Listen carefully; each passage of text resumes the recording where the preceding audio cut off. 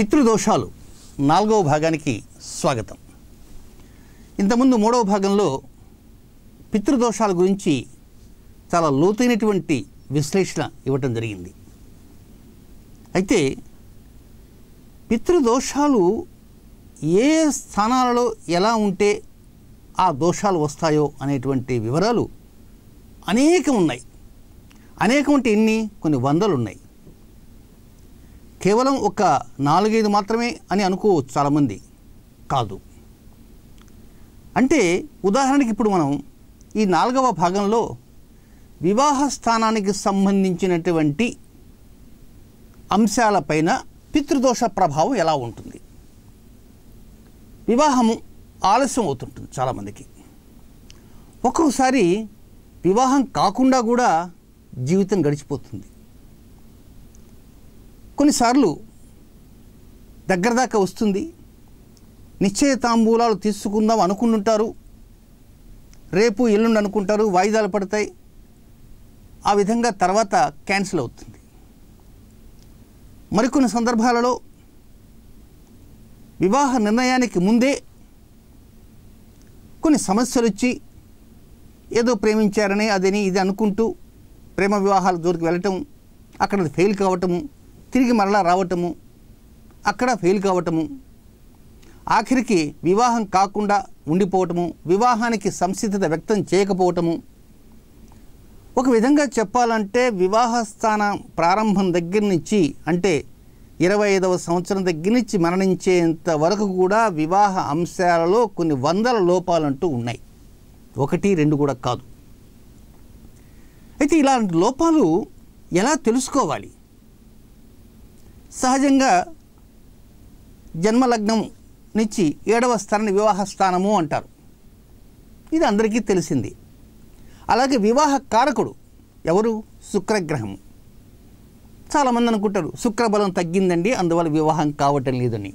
కొంతమంది అనుకుంటుంటారు వివాహం ఆలస్యం అవుతుంటే కుజదోషం ఉందేమో అందువల్ల వివాహం ఆలస్యం అవుతుంది అనుకుంటారు. కానీ వివాహ స్థానంలో చూస్తే బ్రహ్మాండంగా ఉంటుంది స్థానం. వివాహ కారకుడు చూస్తేనా ఆయన బ్రహ్మాండంగా ఉంటుంది, కానీ వివాహం కావటం లేదు. ఎందుకు కావటం లేదు? కనుక దీన్ని తెలియకుండానే లోతైనటువంటి కొన్ని లోపాలంటూ ఉంటాయి. అవి వెంటనే చూడంగానే ఆ రాశి చక్రంలో కనపడవు. అందులో నేను కొన్ని మాత్రం తెలియజేస్తాను. ఎందువల్లంటే కేవలం వివాహ స్థానం ఆలస్యం అవుతుందని, లేక వివాహ స్థానంలో సమస్యలు ఉన్నాయని, ఒక్కోసారి వివాహానికి ముందే సమస్యలు రావటం కానీ, లేదా వివాహం తర్వాత సమస్యలు రావటం కానీ, ప్రథమ వివాహం ఫెయిల్ అయ్యి ఇంకా వివాహం కాకుండా ఉండటం కానీ, ప్రథమ వివాహం ఫెయిల్ అయ్యి ద్వితీయ వివాహం ఫెయిల్ అయ్యి తృతీయ వివాహం ఫెయిల్ అయిన వాళ్ళు కూడా ఉన్నారు. ఆశ్చర్యం అది. కొంతమందికి ప్రథమ వివాహం ఫెయిల్ అవుతుంది, రెండవ వివాహం సక్సెస్ అయి ఉంటుంది. కొంతమందికి 2 ఫెయిల్ అయ్యి 3 కూడా ఫెయిల్ అయిన వాళ్ళు ఉన్నారు. అంటే దీంట్లో ఏమిటి లోపాలు? ఇవన్నీ పితృదోషాలు. పితృదోషాలు అంటే ఎన్ని ఉన్నాయి? వివాహానికి సంబంధించినటువంటి రీతిలో ఆలోచన చేస్తే నాకున్నటువంటి అనుభవంతో నేను చెబుతున్నాను, దాదాపుగా కొన్ని వందలు ఉన్నాయి. వందలు ఉండేది అక్కడ 12 గడులే, కానీ వందల రకాలైనటువంటి ఈక్వేషన్స్ అంటూ ఉన్నాయి, కొన్ని కాంబినేషన్స్ ఉన్నాయి. అసలు పితృకారకుడు ఎవరు? రవి. పితృస్థానము 9వ స్థానం. ఇప్పుడు కొంచెం మనం కొద్దిగా ముందుకు వెళ్దాం. వివాహ స్థానం అంటే 7వ స్థానము, పితృస్థానం అంటే 9వ స్థానము, కుటుంబ స్థానం అంటే 2వ స్థానము, వివాహ కారకుడు శుక్రుడు, పితృకారకుడు రవి, సంతాన కారకుడు గురువు కదా. ఇక చూస్తే వివాహం కావటం లేదు. ఎక్కడ ఉందా లోపం అని గమనిస్తే లోపం ఎక్కడ కనపడదు. కొన్ని సందర్భాల్లో ఆశ్చర్యం ఏమిటంటే జాతకులు ఏ జన్మ నక్షత్రంలో జన్మించాడో ఆ జన్మ నక్షత్రానికి 7వ తార, దాన్ని నైధన తార అంటారు. తారల ముందు ఎన్ని రకాలు? 9 రకాల తారలు. జన్మతార, సంపత్తార, విపత్తార, క్షేమతార, ప్రత్యక్తార, సాధనతార, నైధనతార, మిత్రతార, పరమిత్రతార. ఇందులో 7వది నైధనతార అంటారు. ఉదాహరణకి అశ్విని నక్షత్రం తీసుకుందాం. అశ్విని నక్షత్రం నైధనతార ఏమిటి? అశ్విని, భరణి, కృత్తిక, రోహిణి, మృగశిర, ఆరుద్ర, పునర్వసు, విశాఖ, పూర్వభద్ర అనేటువంటి 3 నైధనతారలు. ఇప్పుడు ఒక జాతకుడు ఉన్నాడు.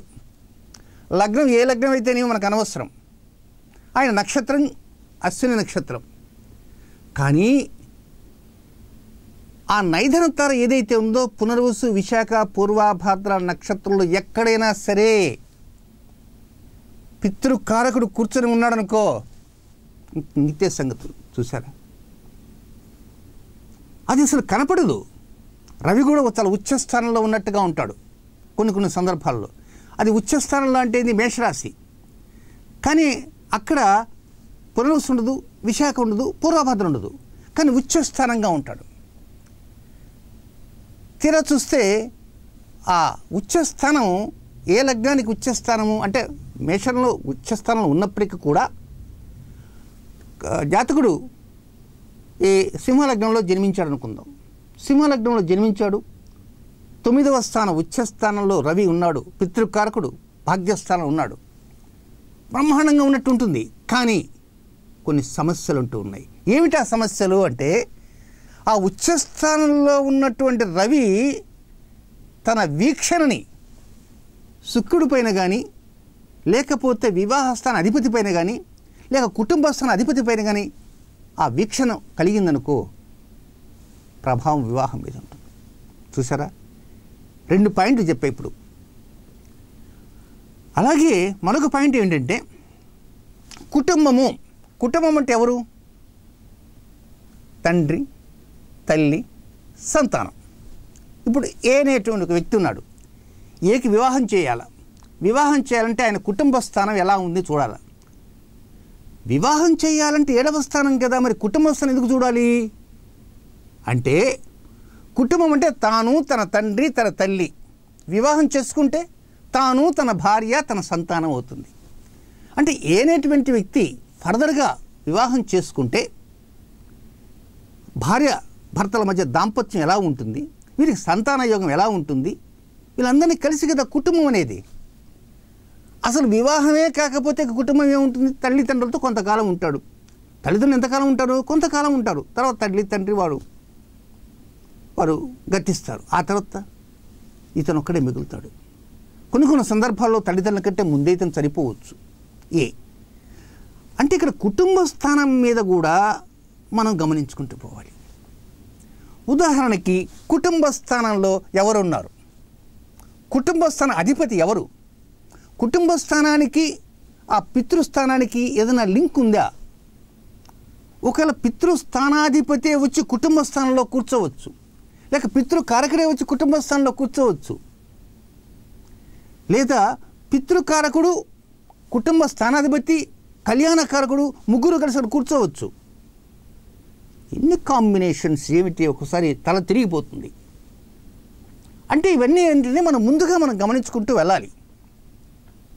జాతకంలో చూడంగానే ఇలాంటి 200-300 రకాల కాంబినేషన్స్ అంటూ ఉన్నాయి కనుక, ఇన్ని కాంబినేషన్స్ ఉన్నప్పుడు ఈ కాంబినేషన్స్లో ఎక్కడైనా సరే ఒక కాంబినేషన్ ఏమన్నా ఉన్నదా? సిద్ధాంతి గారు 200-300 కాంబినేషన్స్ అంటే 3 కాంబినేషన్స్ చెప్పారు కదా అని. నిదానంగా 1 by 1 చెప్తా. పితృదోషాలు 3వ భాగం చేసి ఎంతకాలం అయింది? చాలా కాలం అయింది. 4వ భాగానికి ఇంతకాలానికి వచ్చాం. చూసారా? ఎందుచేతనంటే వివాహ సంబంధమైనటువంటి సమస్యలు గత సంవత్సరాలతో పోలిస్తే ప్రస్తుత సంవత్సరాల్లోనే ఎక్కువగా అనిపిస్తున్నాయి. 10 సంవత్సరాల ముందు ఉన్నటువంటి పరిస్థితులు వేరు, 10 సంవత్సరాల యువతల ఉన్న పరిస్థితులు వేరు. ఎందుకని అంటే ప్రస్తుతం రోజులు మారాయని సర్దుకోపోవాలన్నా, లేదా అలవాట్లు మారాయని చెప్పుకోవాలన్నా, లేదా వేషభాషలు మారాయని చెప్పుకోవాలన్నా కాదు. గ్రహ సంచార స్థితిగతులు ఒక్కొక్కసారి వ్యతిరేకంగా ఒక స్థాయి దాటిన తర్వాతనే వస్తుంటాయి. 24, 25, 26 అంటే ఈ 24, 25, 26, 27, 28, 30 సంవత్సరాల వయస్సులోకి వస్తున్నటువంటి వారంతా ఇటీవల ఒక 10 సంవత్సరాల లోపనిచ్చే ఉన్నారు.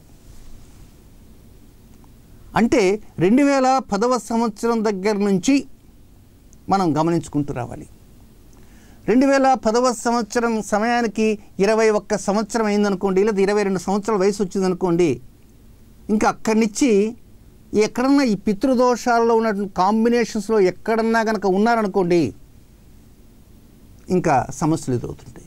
కొంతమంది అంటుంటారు, మా వాడండి అమెరికాలో ఉన్నాడండి, మేము ఇప్పుడల్లా వివాహం చేయదలుచుకోలేదండి, మా వాడి వయసు ఇప్పుడు 31 సంవత్సరం అండి, వాడు అనుకుంటున్నాడు దాదాపుగా 30-32 సంవత్సరాలు అయిన తర్వాత బాగా ₹4 డబ్బు సంపాదించుకున్న తర్వాత ఆ తర్వాత వివాహం చేసుకుందాం అనుకుంటున్నాం. మేము కూడా అదే చెప్పామండి, ₹4 వివాహం ముందే చేసుకుంటే కష్టం కదా, అమ్మాయి వచ్చేస్తుంది, సంతానం ఉంటుంది, పెంచి పోషించాలా, భార్యాభర్తలు జీవించాలి కదా, అందుకోసం కొంతకాలం డబ్బు పోగు చేసి ఆ తర్వాత వివాహం చేసుకుందాం అనుకుంటాను. అంతే తప్ప దోషాలంటే ఏమీ లేదండి, మాకేం సంబంధాలు ఏమీ రాలేదండి, వచ్చి అబ్బాయి పెళ్లి చూపుల దాకా వచ్చి ఏం పోలేదండి అని ఇలా చెప్తారు.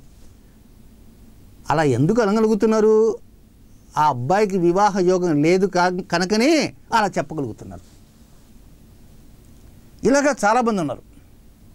మరికొన్ని సందర్భాలలో అన్నయ్య ఉంటాడు, చెల్లి ఉంటుంది, మరొక చెల్లి, మరొక తమ్ముడు కూడా ఉంటారు. ఈ నలుగురు కూడా వివాహాలు కాకుండా ఆగిపోతుంటాయి. మరికొన్ని సందర్భాల్లో అక్కయ్య ముందు ఉంటుంది, తర్వాత తమ్ముడు ఉంటాడు, అక్క 36-38 సంవత్సరాలు వచ్చినా వివాహం కాకుండా ఉంటుంది. ఆమెకి ఏదో జాతక లోపాల వలన. ఆ తర్వాత తమ్ముడు కూడా తన అక్కకి వివాహం అయితే కానీ తను చేసుకోకూడదని ఉద్దేశంతో తాను కూడా అనుకుంటూ ఉంటాడు. తన అక్క చెబుతుంది, నాయనా నాకు కొంచెం ఆలస్యం ఉంది, ఇక జరగదు, వివాహం చేసుకుంటాను లేదు, కానీ నేను చేసుకోనరా బాబు, నువ్వు చేసేసుకో అని తాను చెప్పినప్పటికీ కూడా తమ్ముడు ఇష్టపడ్డు. అంటే ఇక్కడ ఏమిటి, పితృదోషాలు అనేటువంటివి ఒక్కొక్కసారి కేవలం ఒక వ్యక్తికే కాకుండా కుటుంబంలో 2-3 ఉన్నా కూడా 2-3 కూడా ఆ పితృదోషాలు వర్తిస్తుంటాయి. ఇవి ఎలా వర్తిస్తాయి? లగ్నం నుంచి 3వ స్థానాన్ని సోదర స్థానము లేక సోదరి స్థానము అంటారు. కనుక ఆ 3వ స్థానం కూడా కొంచెం మనం ఆలోచన చేయాలి. అంటే అన్న వల్ల దోషం ఏదైనా తమ్ముడుకుందా, తమ్ముడు వల్ల దోషం ఏమైనా అన్నకుందా, అక్క వల్ల దోషం ఏమైనా తమ్ముడుకుందా, లేదేమన్నా చెల్లెల వల్ల దోషం ఏమైనా అన్నయ్యకుందా, రకరకాలుగా తోడబుట్టిన వారి మధ్య కూడా ఈ దోషాలు వస్తుంటాయి. అసలు ఇలాంటి దోషాలన్నీ ముందు మటుమాయం చేసుకోవాలి. అందుకే రకరకాల దోషాలు ఉంటాయి, అన్నిటికీ ఒకే పరిహారం వాడాలన్నా కష్టమే. అందుకే నేను చాలామంది కోరుకుంటున్నారు, పితృదోషాలు 3 భాగాలే చెప్పారండి, ఆ 3 భాగాల తర్వాత చెప్పలేదు, తిరిగి వాటిని మళ్ళీ లైన్లో పెట్టండి అని పుంఖానుపుంఖాలుగా ఉత్తరాలు రావటం కానీ, ఫోన్ కాల్స్ రావటం కానీ, మెసేజ్లు రావటం కానీ జరిగిన కారణంగా ఇప్పుడు వివాహ సంబంధమైనటువంటి కొన్ని అంశాలపైన ఈ దోషాలు ఎలా ఉన్నాయి అనే వివరణలో ఈ వీడియోతో మొదలు పెడుతున్నాను. సో వివాహ సంబంధమైన సమస్యలు అనేటువంటివి పితృదోషాలు అనేటువంటి వాటి వల్ల దాదాపు ఒక 300 కాంబినేషన్స్ అంటూ ఉన్నాయి. ఆ 300 కాంబినేషన్లో ఇప్పుడు కొన్ని కాంబినేషన్స్ నేను చెప్పడం జరిగింది. ఇవి కాకుండా 1 by 1 అటు వివాహము, దీంతో పాటు ఉద్యోగం కూడా ఉంది. అది కూడా కావాలి కదా. కొంతమంది ఉద్యోగంలో ఏమన్నా దోషాలు ఉన్నాయా, ఉద్యోగం రావటం లేదు అని బాధపడేవారు ఉంటారు. ఉద్యోగం చేస్తుంటారు కానీ 3 రోజులు చేస్తారు, వెంటనే మానేస్తారు, ఇంకొక ఉద్యోగానికి వెళ్తారు. అక్కడ స్థిరత్వం ఉండదు. కొంతమంది ఉద్యోగం చేస్తుంటారు, అనుకోకుండా సస్పెండ్ అయిపోతారు. వారు కనీసం ఎక్కడ కూడా లంచగొండలు కాదు, కానీ ఉద్యోగం ద్వారా ఏదో ప్రకారంగా విరమించుకుని బయటికి రావాలి. కొంతమంది ఈగో వల్ల ఉద్యోగం రాజీనామా చేసి వస్తారు. అంటే వివాహ సంబంధమైనటువంటి కాంబినేషన్స్ ఎన్ని ఉన్నాయో అలాగే ఉద్యోగ సంబంధమైన కాంబినేషన్స్ ఉన్నాయి. ఇక్కడ ఉద్యోగానికి వివాహానికి మళ్ళీ కూడా కొంత లింకులు ఉన్నాయి.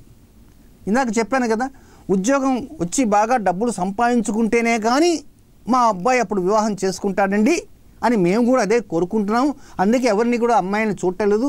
మాకు చాలామంది అడిగారండి, మీ అబ్బాయిని చేసుకున్నాం క్యూలో నిలబడ్డారు, కానీ మేము మాత్రం మా అబ్బాయి ఇంకొక 2 years తర్వాత అని చెప్పుకుంటున్నామండి.